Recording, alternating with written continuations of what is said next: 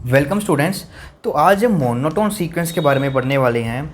तो ये कुछ डेफिनेशंस हैं जो कि हमारे को जो सीक्वेंस का हमारा अगला पार्ट है उसमें हमारे को इसकी ज़रूरत पड़ने वाली है।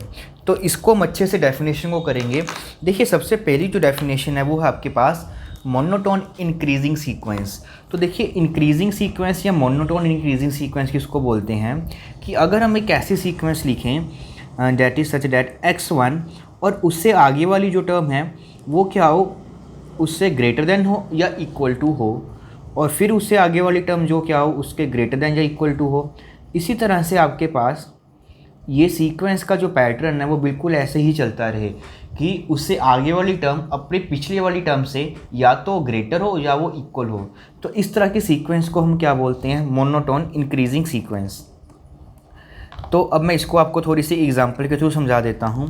जैसे कि देखिए, हम एक सीक्वेंस लिखते हैं यहाँ पे 1 2 3 4 5 6 एंड सो ऑन। तो देखिए, ये जो सीक्वेंस है हमारे पास वो क्या है, एक मोनोटोन इंक्रीजिंग सीक्वेंस है, क्योंकि हर एक टर्म अपनी टर्म से इस केस में क्या है, स्ट्रिक्टली ग्रेटर है।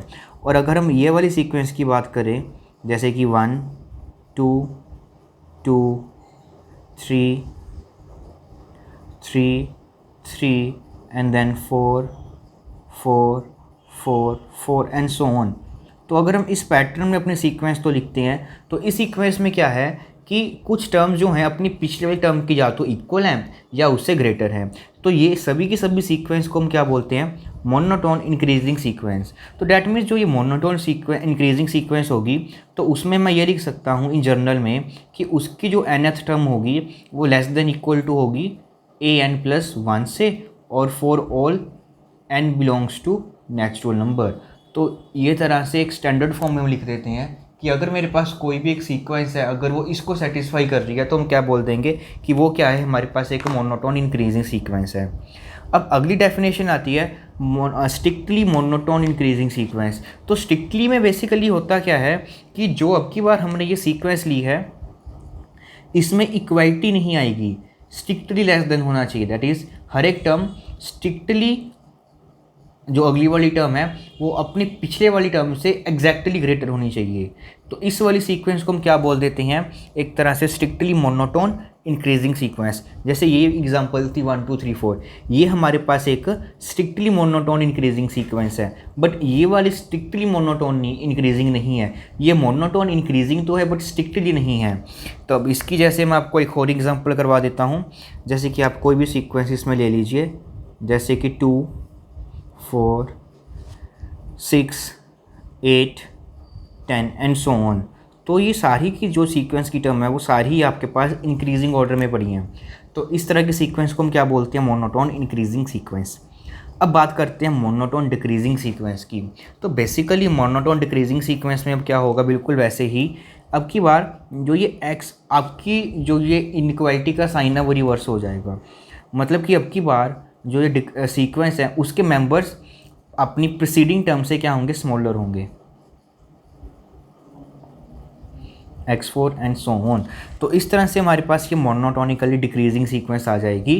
ठीक, अब जैसे कि हम एग्जाम्पल के थ्रू आपको बताना चाहूँ मैं, तो एक सिंपल सी एग्जाम्पल ले लेते हैं हम। जैसे कि हमारे पास 1 है, फिर 0 है, फिर -1 है, फिर -2 है, फिर -3 है, फिर -4 है, फिर -5 है एंड सो ऑन। तो आप देख सकते हो कि ये सीक्वेंस की जो टर्म्स हैं वो डिक्रीजिंग मतलब कि घटती ही जा रही हैं। तो ये भी मेरे पास एक मोनोटोन डिक्रीजिंग सीक्वेंस है। ये आप एक स्टैंडर्ड एग्जांपल है हमारे पास 1 1/2 1/3 1/4 एंड सो ऑन, ये भी डिक्रीजिंग है। तो ये भी मेरे पास क्या है, मोनोटोन डिक्रीजिंग सीक्वेंस की एग्जांपल। और अगर मैं अपने सीक्वेंसेस को कुछ ऐसा लिख लेता हूँ कि जैसे कि 0 0 -1 -1 -2 -2, मतलब कि इस तरह से इस पैटर्न में लिखता हूँ। तो इसमें क्या होगा कि कुछ सीक्वेंस अपनी टर्म्स के या तो इक्वल हैं या उससे भी अगले वाली जो टर्म है वो स्मॉलर है। तो ये सारी की सारी आपके पास क्या हो जाएंगी, मोनोटोन डिक्रीजिंग सीक्वेंस। फिर हम बात करते हैं स्ट्रिक्टली मोनोटोन डिक्रीजिंग सीक्वेंस में।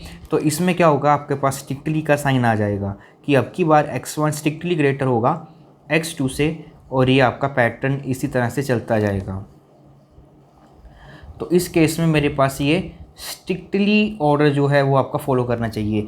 तो हम बोल देंगे कि ये क्या बन गई, एक मोनोटोन स्ट्रिक्टली डिक्रीजिंग सीक्वेंस। अब जैसे ये वाली एग्जांपल थी, ये आपकी स्ट्रिक्टली मोनोटोन डिक्रीजिंग है, ये भी स्ट्रिक्टली मोनोटोन डिक्रीजिंग है।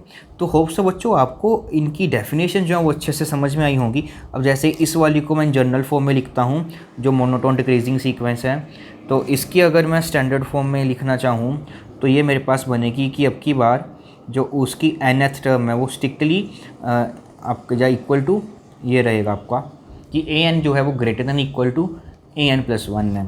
और स्ट्रिक्टली के केस में क्या लिखेंगे कि ए एन स्ट्रिक्टली ग्रेटर है आपका ए ऑफ एन प्लस वन से।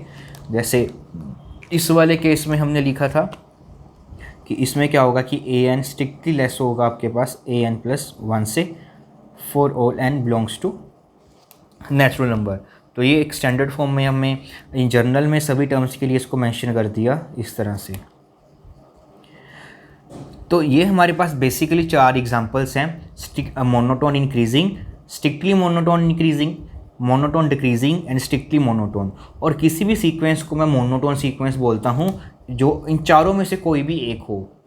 अगर कोई भी सीक्वेंस इन चारों में से कोई भी किसी कंडीशन को सेटिस्फाई कर रही है तो उन सीक्वेंस को हम क्या बोलते हैं, monotone sequence. Means monotone sequence का मतलब क्या होता है कि मोनोटोन सीक्वेंस का मतलब या तो वो इंक्रीजिंग सीक्वेंस है या तो वो डिक्रीजिंग सीक्वेंस होती हैं। तो यही आपके पास मोनोटोन इंक्रीजिंग और डिक्रीजिंग की डेफिनेशन है, जिसके बेसिस पे हमारे पास एक बहुत ही इंपॉर्टेंट थ्योरम जो है इसका हम प्रूफ करने वाले हैं। पहले हम मोनोटोन की कोई भी सीक्वेंस है उसको कैसे प्रूफ करें कि वो मोनोटोन है या नहीं, तो इसके लिए हम कुछ पहले एग्जांपल्स को स्टडी करते हैं। देखिए ध्यान से, अब देखिए ध्यान से, अगर मेरे पास कोई भी सीक्वेंस है उसको मोनोटोन इंक्रीजिंग सीक्वेंस शो करना है, ये मैंने शॉर्ट फॉर्म में लिखा है और ये अपर का इस साइन का मतलब क्या मोनोटोन इंक्रीजिंग सीक्वेंस है। तो उसके लिए मेरे को ये शो करना पड़ेगा कि जो ये सीक्वेंस है मेरे पास ए एन वो आपकी क्या होगी, less than equal to a n plus one के इक्वल रहेगी। या इसको मैं ऐसे भी लिख सकता हूँ, इसके लिए मेरे को ये शो करना पड़ेगा कि जो a of n plus one है माइनस ऑफ ए एन वो आपके पास क्या रहेगा, greater than equal to zero. तो मीन्स किसी भी सीक्वेंस को मोनोटोन इंक्रीजिंग के लिए मेरे को ये शो करना पड़ेगा कि उसकी n plus one term minus c n वो क्या रहेगी, greater than equal to zero for all n belongs to natural number के लिए।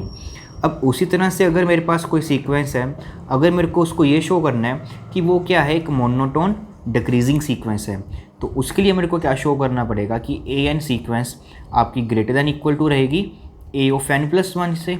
और या मैं इसको ऐसे लिख सकता हूँ कि अब की बार a of n plus one minus a n का जो आपका डिफरेंस है ये रहेगा लेस देन ज़ीरो रहेगा for all n belongs to natural number के लिए। तो मीन्स ये हमारे पास 2 स्टैंडर्ड रिजल्ट बन गए एक तरह से कि अगर एन एच प्लस वन उसका ग्रेटर देन ज़ीरो है तो मोनोटोन इंक्रीजिंग हो जाएगी, अगर वो less than equal to zero आ रहा है तो वो पक्का मोनोटोन डिक्रीजिंग हो जाएगी। अब देखिए मैं हम सबसे पहले एक सिंपल सी एग्जांपल ले लेते हैं सीक्वेंस की, that is x n is equal to 1/n। अब हमारे को ये चेक करना है कि ये सीक्वेंस मोनोटोन इंक्रीजिंग है या डिक्रीजिंग, या सबसे पहले मोनोटोन। तो देखिए जब भी हमको कोई भी सीक्वेंस की मोनोटोनिसिटी का बिहेवियर पता करना होता है तो सबसे पहले हम उसमें कुछ टर्म्स को पुट कर देखते हैं कि वो एक्चुअल में कोई पैटर्न बन रहा है या नहीं बन रहा। अब जैसे यही था तो 1, 1/2, 1/3, 1/4। तो अब हमारे को ये फील हो रहा है, सबसे पहले ये फीलिंग आनी चाहिए आपको कि वो सीक्वेंस जो है मोनोटोन है या नहीं। तो अब हमारे को इसमें कुछ फीलिंग आ रही है कि वो पक्का डिक्रीजिंग की ओर है। अब हमारे को हर एक उसके लिए शो करना है मैथमेटिकली कि वो सच में मोनोटोनिकली डिक्रीजिंग है। तो उसके लिए मैं क्या करूँगा, तो यहाँ से हम x of n plus one minus x n को फाइंड आउट करेंगे, तो वो आपके पास आ जाएगा यहाँ से 1/n plus one minus 1/n आ जाएगा यहाँ से। तो यहाँ से फिर ये आगे पहुँच जाएगा n into n plus one हो जाएगा आपका, और ये n यहाँ पे आ जाएगा और ये माइनस n प्लस वन आ जाएगा, और ये आपका आ जाएगा -1/n into n plus one.